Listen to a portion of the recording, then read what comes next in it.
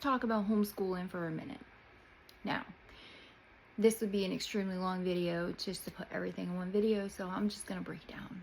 First, I'm going to tell you a little bit about what I do. The first thing is I currently homeschool 4 kids. At one time there was 5, but my oldest has since graduated. So the older 4 at one time were in public school as well, and then my youngest, she's only done homeschool. Every state is different, so if you plan on doing this, you need to look into your state's rules and regulations. When I homeschooled in North Carolina, which is where I started, it was very different.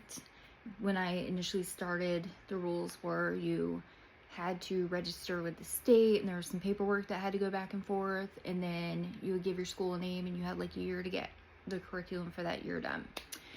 It may have changed since then. I have currently been back home in New York for about 5 years-ish.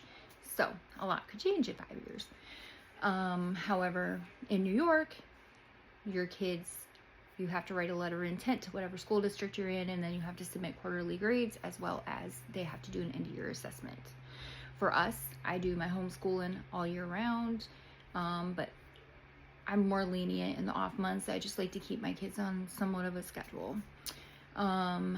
I use different curriculums. I'll talk about those later. It never has to be the same, and you can fix it up to do whatever works for every child. Not every child learns the same, so it's nice to be able to have the flexibility to help them learn how is best for them.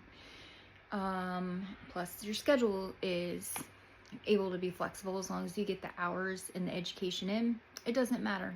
It doesn't matter if you do it on Sunday, Monday, Wednesday, Thursday, Friday. It doesn't matter. I work full-time while homeschooling them at some points as a nurse, so we did school on the weekends a lot of times. And guess what?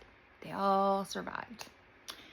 So there will be more information to follow in later videos. Like I said, I don't want this to be super